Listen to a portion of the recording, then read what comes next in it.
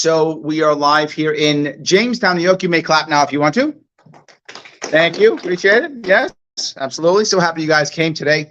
And the reason why I'm here, you might say, why am I out here again, running around New York State? And in this case, in the furthest west county of New York State, out here covering this again, all 62 counties, for an important reason. We have to make change in this state. And the change in this state is not going to come by just one thing happening. It's multiple things happening. It's all people in the state starting to realize we need to have change and helping us to get a third party back on the ballot. And that third party is the Libertarian Party. We are the ones who were here in the past. We're the ones who got ballot access. We're the ones who have the ideas. We're the ones who can actually make change in this state. And I think it's critical that we understand that. And I've spent the last, 5 or 6 years, this is my 6th time crossing the state, my 6th full Sharpe, telling everyone across the state the answer is not to break up the state or to pack up and move or to have a dictatorship or whatever is the thing someone's saying. The answer is localism. The answer is letting local people have more control over their own money, letting local counties have more control over their own counties, letting more people have more control over their own lives. That's the actual answer. So if I'm going to do that, I'm going to talk that talk. I have to walk that walk. So I do. I cross the state and I go to every single county and say, each county matters. The average person matters. And someone will say, but Larry, the other guys do it too. I see them. They cross the state. Well, they kind of do.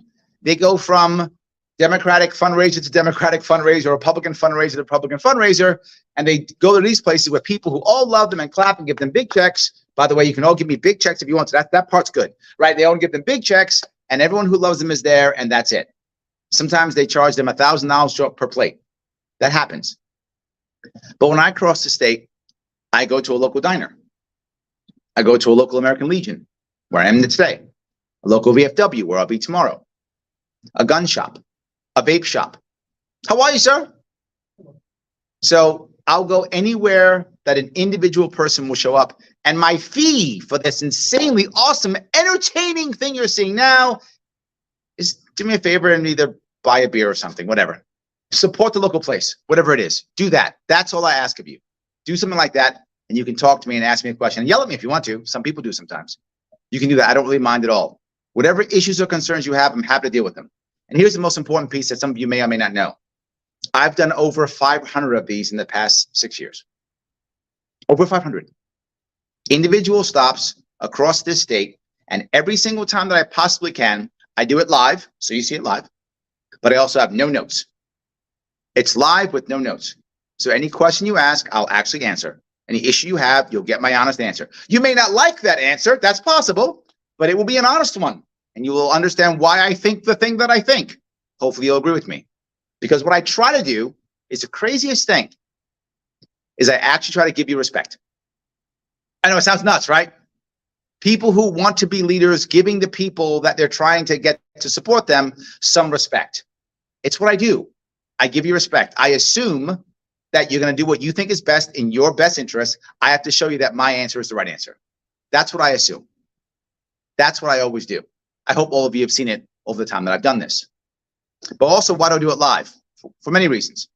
I do it live because someone's going to say, well, Larry said this bad thing and clip it. Right?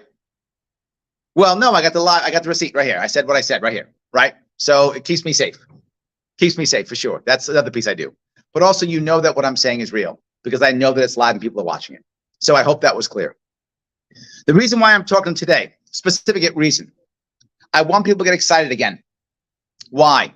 Well, Larry, you're not running right now. That's true. I'm not running for office right now. That is accurate. I'm not.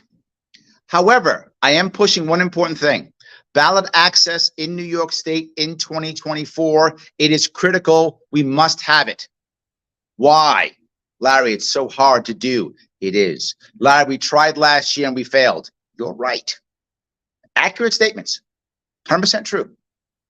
But right now, there will be, at this moment in time, no independent candidate in 2024 who will have ballot access, meaning he'll be on the ballot in all 50 states. None. So that means if Biden and Trump win their, if Biden and Trump are selected by their parties, we get Biden and Trump Number 2, electric boogaloo. That's what we get. We get the second round. Selected people for us with no choice. People get mad and go, Larry, if you libertarians would run more candidates, get them on the ballot, we'd vote for them. We can't. It is literally impossible. We can't. But we can now. It will take several things. Number 1, people to care.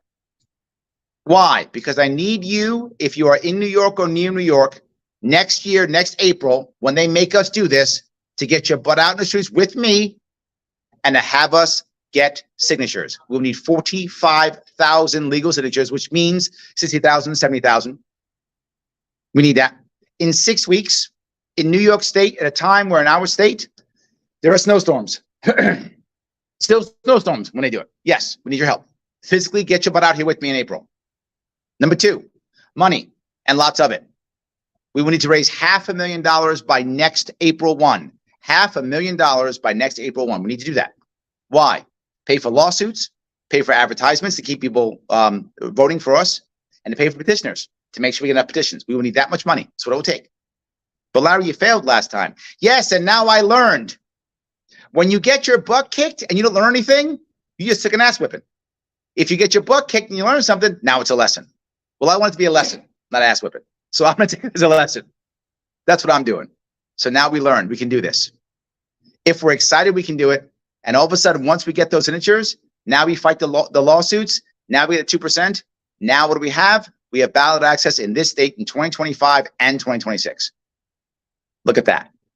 Larry, why do I care? Why do you care if you live in New York if you don't live in New York? Number 1, if you don't live in New York, you care because you want to have an independent choice in this presidential election cycle in 2024. But number 2, you want to be able in New York State to get local victories in New York State. For those of you who remember, when we got the ballot access to party status in 2018, in 2019, I crossed state again, supporting local candidates, and we had 107 local victories.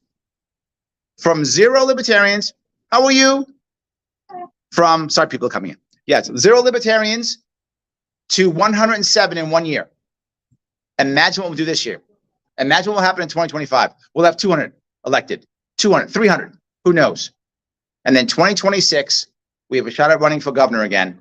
We actually have a chance and make a real impact and maybe even winning. Yes, it's a long term. I know it is. But all of you who know me know I'm a long-term thinker. I play a long game. It's what I do. I always play a long game. Why? Because the two big guys are not. They're playing short. They're playing small ball. They're playing how much money can I grab now? They're playing snatch and grab. That's what they're playing. We have to play the long game. If we keep doing this, eventually we win. We may be the last person standing. We're going to win through attrition, maybe. I hope not, but that might actually happen. I believe it can if we keep doing this and we stay here. And again, if you're watching this, you're not in New York State, you say, why do I care? Because if we stop the duopoly here, if we stop the uniparty here, if we stop the tyranny here, we change the entire country. We change everything. This is the battleground. This is the front line right here. This is the front line. We stop it here, we can stop it everywhere. So guys, thank you so much for coming. I'm happy to take questions. You can clap now if you want to again. Well, because people here are watching, you know, they'll clap. It's nice. If some of you don't want to clap, it's fine. Whatever.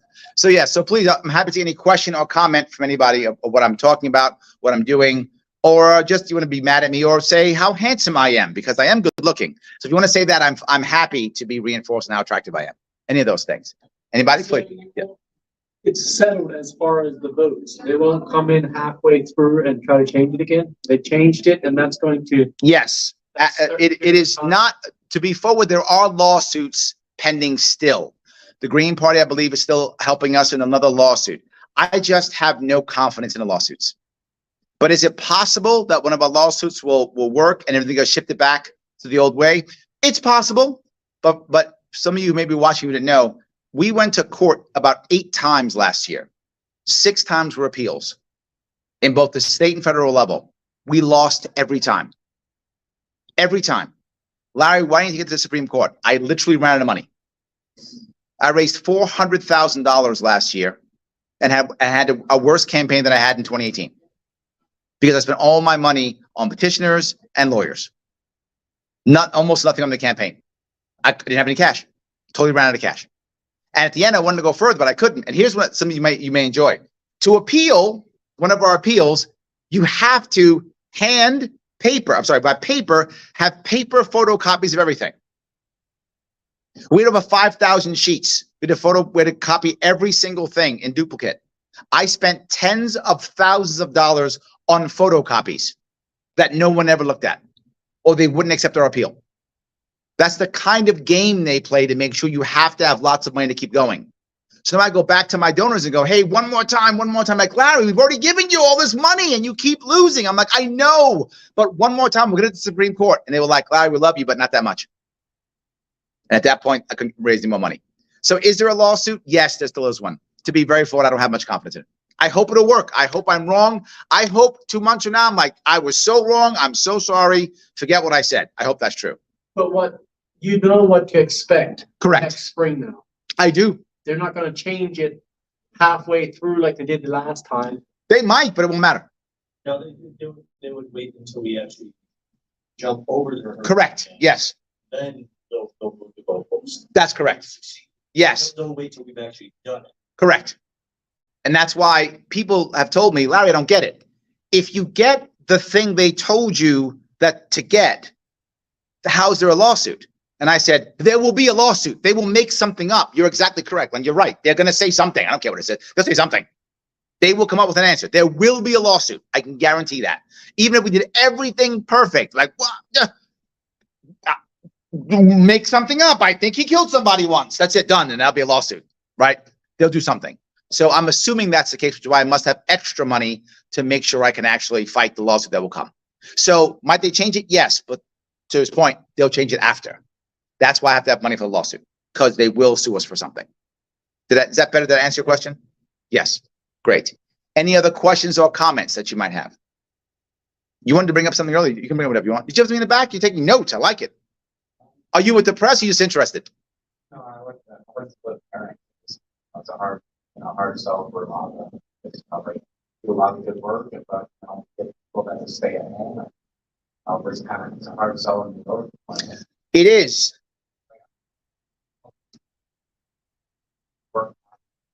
Yep.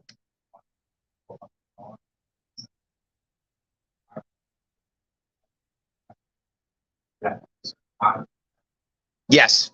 I think you. This is a wonderful question. And if you're watching online, his question was, it's very hard to sell here in New York for the Libertarian candidate. What are we doing to get them to get back up and to show up? You're 100% correct. It is very difficult to do. And I know I've been trying for literally years. It's very challenging. But the reality of it is we do get people to show up if we keep doing things. Now, the first thing is example. If I'm out doing this, other people will see it. Other people will tell other people. And as I come out, more people show up. So the first step is example. You have to be here. I have to be here. That's number one. But to your point, that's not enough. The second thing is we have to have interesting answers so that people actually believe that we can fix something. They have been trained to believe that nothing they do matters. It doesn't matter. No matter what, the Democrats win in the New York State. Who cares? It doesn't matter. They've been trained to believe that no matter what they do, nothing is going to fix anything. We have to give them some cool ideas. To this day, still, I live in Astoria, Queens. It's where I live. I'll be out in the street. Somebody will drive by. It'll be a car with 3 or 4 dudes in it. And one will yell out, regulate like onions. That will still happen at least once or twice every year at least, sometimes more. They remember the regulate like onions idea. I go on someone's podcast. I go on the news show. I go on Kennedy. Someone will be in the green room going, you're the guy with the bridge idea, right? With the selling the name for the bridges. I get that stuff all the time. There's got to be idea. Now I was talking because of immigration about my 2 Ellis Island idea. People are bringing that up now again and again and again. You got to give them some idea at land. This is literally, I mean, I don't mean some of you people who don't like Trump. It's Trump build that wall. People liked it. It was a simple idea. It'll solve something, right? It was a simple thing. So you got to have that kind of thing. So that's the next thing. You got to find out what matters in your area. What's the thing, right? When I was talking about cannabis, I was saying, if you like your dealer, keep your dealer, right? So whatever's in the net will work for you. You've got to find an answer that people can understand and get and want to have wherever you are. But there's even more. We are trying my best. You can see I'm trying to be better and stronger on social media. Social media does matter. I still get media coverage. I still get some regular media coverage, and I still get social media coverage. What I'm doing now, for those of you who aren't paying attention, I'm actually running the Libertarian Party presidential forums. I'm doing one every couple of months. And those are now being done, getting thousands, tens of thousands of views. That's also helping. So I think social media has to be one of our answers. That's one. Showing up is another. And having an idea that somebody cares about. With those three things, people will begin to care again, right? They'll start to care and go out there. The problem is so many New Yorkers have given up. For those of you who don't know, in some parts of our state, particularly North Country is one of the worst when it comes to this, only 1 in 6 New Yorkers votes. 1 in 6. Of course you can't make change. No one's voting, right? Particularly in certain areas. They're not voting. Why? They've given up. And the saddest part of New York specifically, this is different in other states, probably true in California too, though, is so many people are just waiting for one thing to happen for them to leave. So they don't care. They're waiting for either their kid to get out of school, to graduate, their elderly parent to pass away, or for them to retire. One of those three. One of those three things happen, and they're out. So they don't care what happens in New York. They're not going to live. They're going to be in Florida or Tennessee or Jersey or wherever they're going to go. Jersey's a stopover for many people from New York City. Upstate people don't go to Jersey. Upstate people go directly to Florida, Texas, whatever, North Carolina. City people think they're going to get away and somehow go to Jersey and think that's going to be better. Then it's not. Then they go to Florida. So it's a stopover if you live in the city. So that's how that works. But I'm sorry, did I at least answer your question? I know it wasn't a great answer, but I'm just giving you the truth. It is hard, and we have to keep going. I often get people say, Larry, this is hard. Yes. Yes. They made it that way on purpose. If it was easy, we'd have 17 parties. We'd have 17 parties. It's hard. This is a slog. We're in the trenches, and we're fighting. And I just keep fighting. So, not the best answer, but the one I have. So, all right. Any other questions or comments? Could you at least comment a little bit on the illegal immigrants coming into Western New York? Yes. Especially Allegheny County and Steuben County. Yes. And it sounds like Wyoming County is involved as well. This is the issue. The New York City clearly bit off more than it can chew. Clearly, obviously. And I actually, the funny part is, you know, I do a Western New York show out of Rochester called Sharpe Radio every Tuesday at 1 p.m. And I often speak about the idea of things that are happening in New York City, even though it's a Western New York show. People say, well, why would you do that? Because as I tell the country, what happens in New York spreads to the country. What happens in New York City spreads to the rest of the state. So we should care about what happens in New York City so it doesn't happen to you. That should be the reason why you should care. Keep it in there. The reality is most people in New York City aren't unhappy. Most aren't unhappy with them being a sanctuary city. Most aren't. Some are, but most aren't. That's why the city's a sanctuary city. So what happened? They threw all the immigrants into us.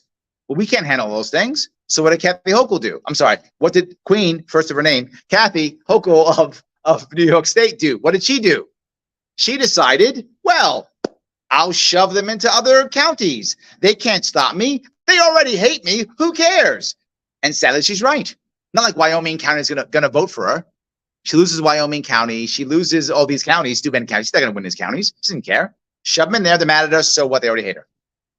She didn't care. It's brilliant as far as she's concerned, but it's terrible for us, right? It's terrible for us. We should not be doing this. There are only 3 answers. 1, don't accept them. That's option 1, right? But 2, accept the amount that New York City can handle. Fine, 2. Or 3, start vetting them before we send them anywhere. Make New York State a vetting Ellis Island hub. If you send New York State, you create an Ellis Island hub that will vet them. Why would you care about that? Because the bad guys won't come to New York because they'll be vetted. Not just that, once you vet them, you now know how they can work and where they can work. You make the vetting institution a recruiting station. It's literally a recruiting company run by a private company, not by government, because that will fail immediately. You make it run literally by a recruiting company that gets paid by placing workers. That's how they get paid. What will they do? Go out of their way to place people. They'll be placing workers left and right. But Larry, do we want these workers here? We do. Maybe not we like me and you, but you know the state does. The hospitality industry and the farming industry in New York State spends millions of dollars every single year to get immigrants here all the time in the black market, left and right. Stop putting in the black market, pay an actual recruiting company that will actually vet these people, keep them quarantined for whatever is time period required to quarantine, whatever, 3 weeks, whatever the time is, they know. Quarantine them, vet them, send them off to New York State to work. Why? Non-workers won't come here. Bad guys won't come here. But someone told me earlier, but then they'll go to Pennsylvania and come here. Then Pennsylvania's paying for them. We're not. I can't save the entire country. Let's save New York first. Then Pennsylvania pay for them. Right now, what you're saying is horrible. Is when they bring the migrants here and we can't handle them in New York City, they send them off to some other place. When they do that, the other place is very happy to take them. Why? It's guaranteed government money. So if I run a hotel, or more importantly, a hotel chain, and the government says, hey, I'll guarantee you X number of nights for X number of rooms for Y dollars, I go, done. I'll take that. Guaranteed money? Yes. Government money? Done. I say yes. Of course I do. And you might say, Larry, why do you care? Because now you can't get a hotel. Now you can't get married. Now you can't have a convention. Now you can't have what you want to have. Or if you do, you got to pay twice the price, because now there's no more rooms for you to have your convention or your family reunion or whatever you want to do. You can't have it now. So it winds up hurting us even worse. It isn't just a migrant problem. It becomes a local person problem. They're paying the price. I don't blame the hotels. They're just trying to make money, right? They're getting guaranteed government money. I probably would say yes too. To be very forward, I probably would say yes too if I ran a hotel chain. I probably would. But now I'm hurting everybody else. So this is nothing but bad. Taking the migrant workers in without vetting them, taking the migrant workers in without having a place to put them, taking the migrant workers in and using more taxpayer money to support them is nothing but bad.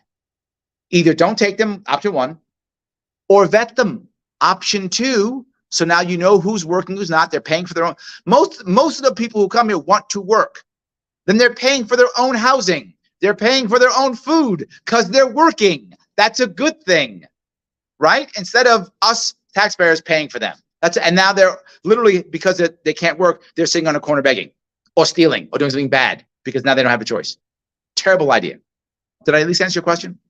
One of the things that I have seen as far as the migrant workers, or the Mexicans especially, is they come through the Labor Department. Yeah. And the Border Patrol comes in and takes them back out. Yeah.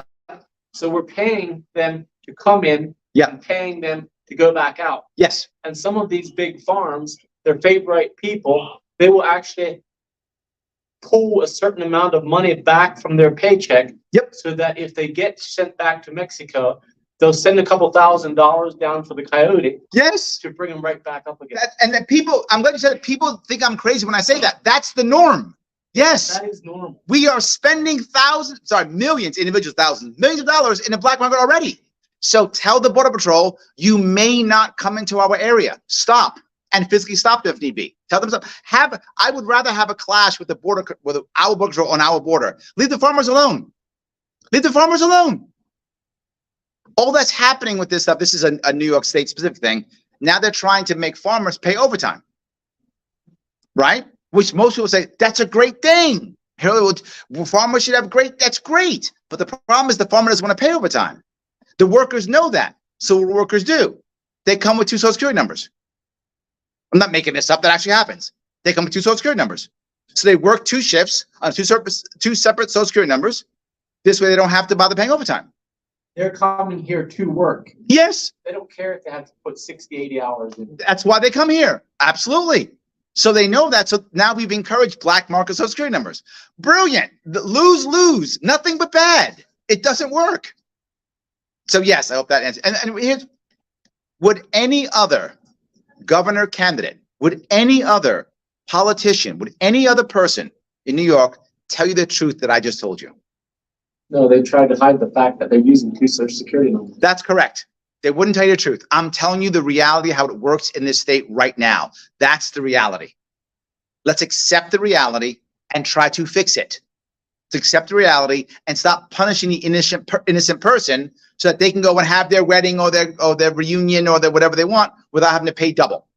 How about that? How about we can do it so we don't have migrant workers who are desperate, doing desperate things for people's private property? How about we stop that too? We can do that. It is possible. Absolutely.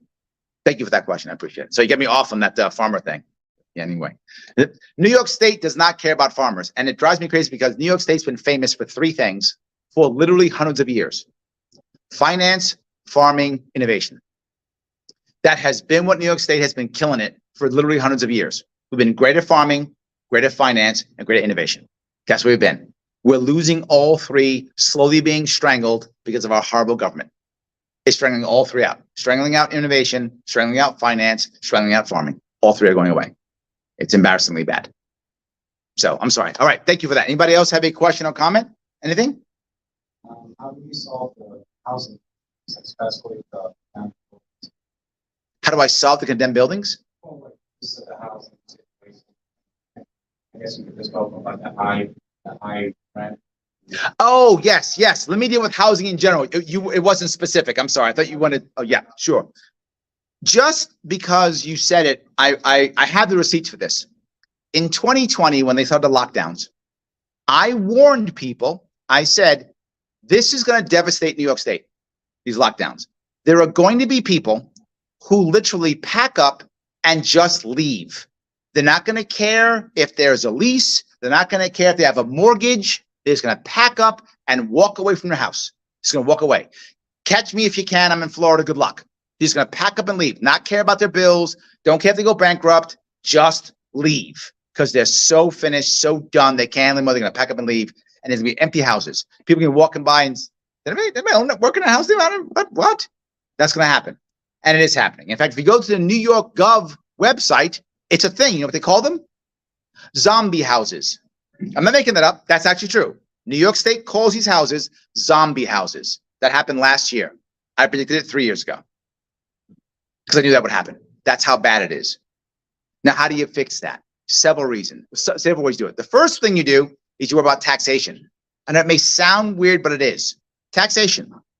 I've talked in the past, last year and a year before, about the idea of creating a trust, a New York State trust. It's called the NIST, the New York State Social Trust. The NIST is a way for large financial institutions to invest in the trust and to create a bunch of cash for themselves and dividends and for us.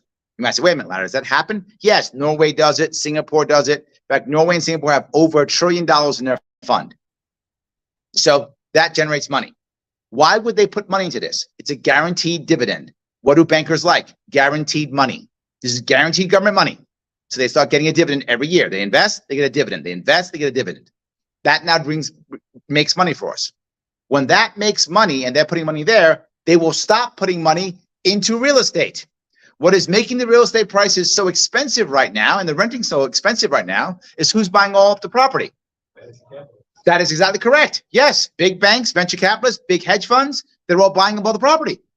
They buy the property for cash. They will literally have $10 billion in one fund to buy up stuff cash.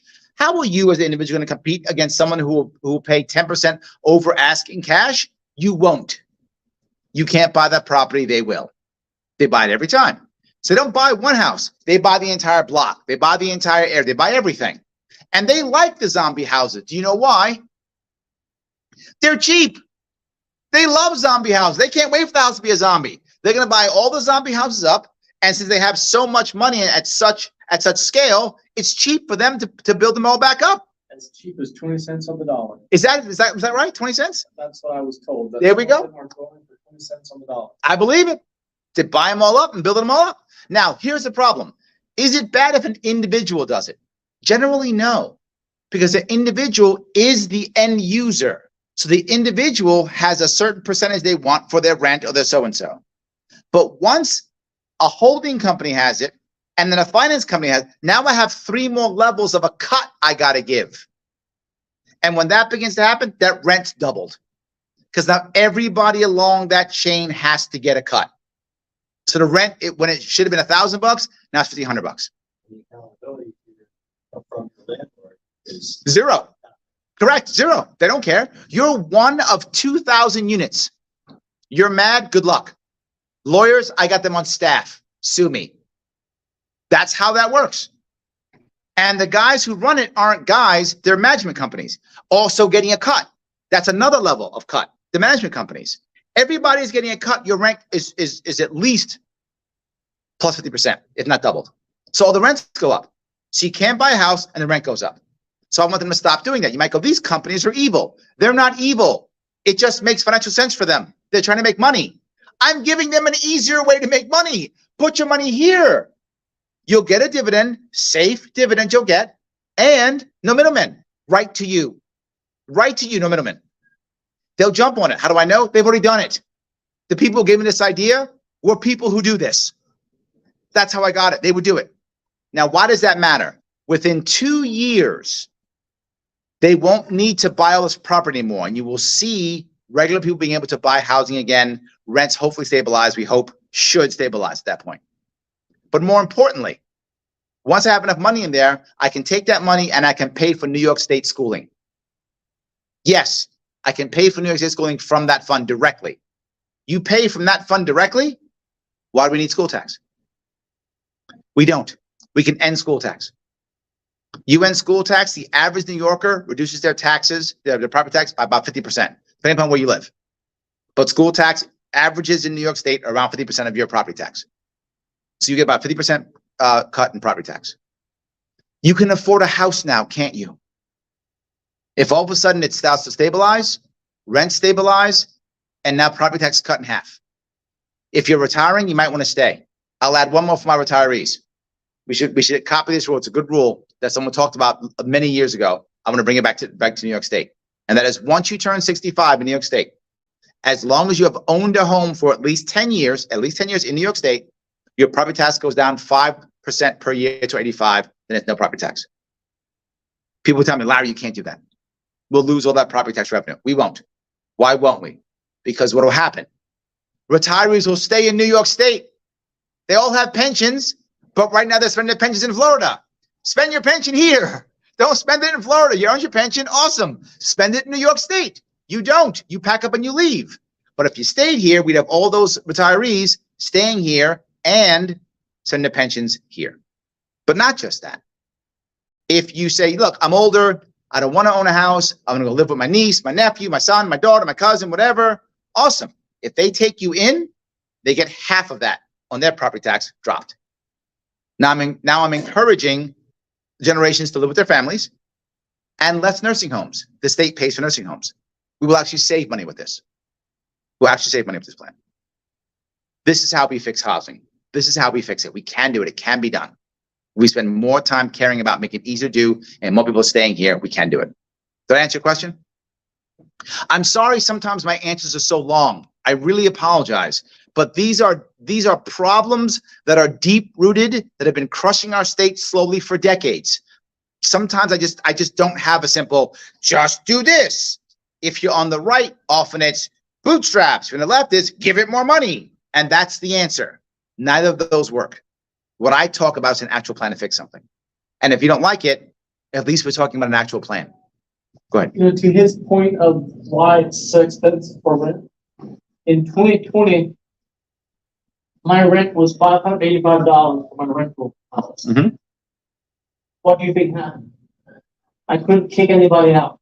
Yes. So they quit paying me the rent. Yes. So they couldn't get kicked out anyhow. Yep. Once I did get them out, you know what I did?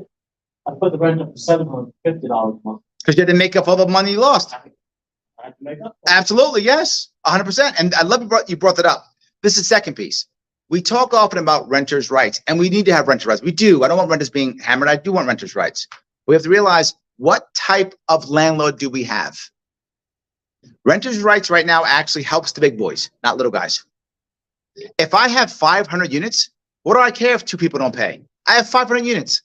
What do I care? I got 2,000 units. I don't care if people don't pay. Who cares? But not just that. If you're in big cities like New York or even Albany or even Buffalo, it's going to sound cruel, but again, I'm going to tell you the reality.